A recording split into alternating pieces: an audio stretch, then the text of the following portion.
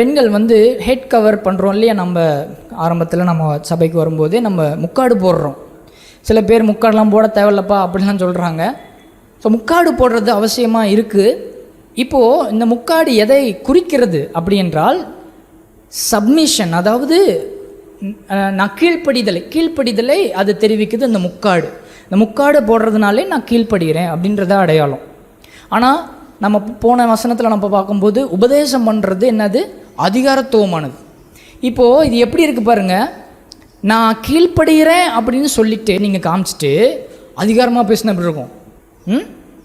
So இப்படி தான் இப்போ எப்படி இருக்குன்னா அப்படி தான் இருக்குது.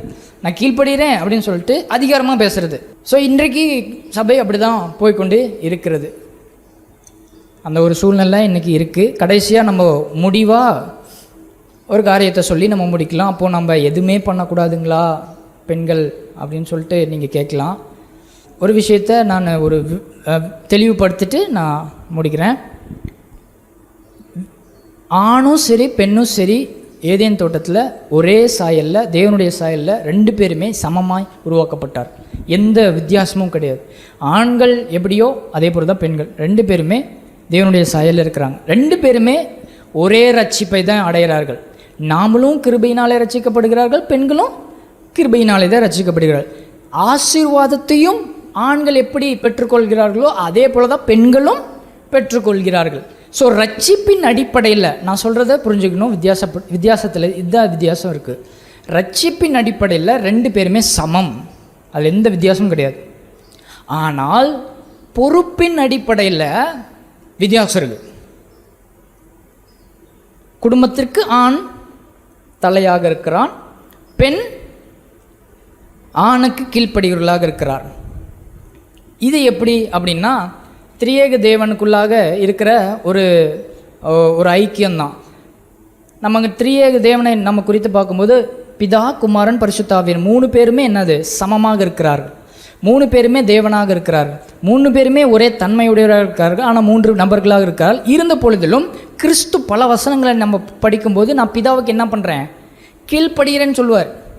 நான் பிதாவின் சித்தத்தை செய்கிறதுக்கே இந்த பூமியில் நான் வந்திருக்கிறேன்னு சொல்கிறார். அப்போது 3 ஒரே தன்மையில் இருந்தால் கூட கிறிஸ்து பிதாவுக்கு கீழ்ப்படுகிறார்.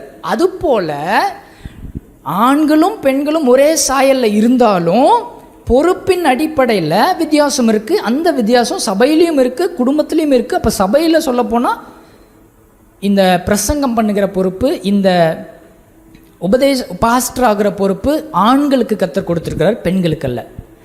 ஸோ அதனால் பெண்கள் இளம் பெண்களுக்கு உபதேசிக்கலாம், பெண்கள் இருக்கிற இடத்துல போதிக்கலாம், சின்ன பிள்ளைங்களை வழி நடத்தலாம், இந்த மாதிரி நம்ம விஷயத்தை செய்யலாம். ஆனால் ஆண்கள் இருக்கிற சபையில் கூடி வரும்போது ஆண்கள் மத்தியில் பெண்கள் அது உபதேசம் பண்ணக்கூடாது என்பது தான் வேதத்தில் சொல்லப்பட்ட சத்தியம். இன்னும் 1 தீமோத்தேயு 3ஆவது அதிகாரத்தில் நீங்கள் போய் படித்து பார்த்தீங்கன்னா அங்கே சொல்லுகிற ஒரு வார்த்தை என்னென்னா, 1 தீமோத்தேயு 3ஆவது அதிகாரத்தில் கண்காணிப்பை விரும்புகிறவன் நல்ல வேலையை விரும்புகிறான். ஆகையால் கண்காணியானவன் குற்றஞ்சாட்டப்படாதவனும் ஒரே மனைவியை உடையவனாக இருக்கிற புருஷனாக இருக்கணும். ஸோ ஒரு பாஸ்டருக்கு உண்டான தகுதியே தான் அந்த 3ஆவது அதிகாரம். அங்கே சொல்லப்பட்ட விஷயம் எல்லாமே ஒரு ஆணை சொல்லிப்பட்டிருக்கு. ஒரு ஆண் அந்த பாஸ்டர் அப்படின்னா ஒரு ஆணாக தான் சொல்லியிருக்கு. ஒரே மனைவியுடைய புருஷன் அப்படின்னு தான் சொல்லியிருக்கு ஒழிய ஒரே புருஷனுடைய மனைவி அப்படின்னு சொல்லலை. அதனால் வேதத்தின் அடிப்படையில் நம்ம பார்க்கும்போது பாஸ்டர் ஆகவும் போதகம் பண்ணுறதும் உபதேசம் பண்ணுறதும் அந்த பொறுப்பு கர்த்தர் ஆண்களுக்கு தான் கொடுத்துருக்கிறாரு.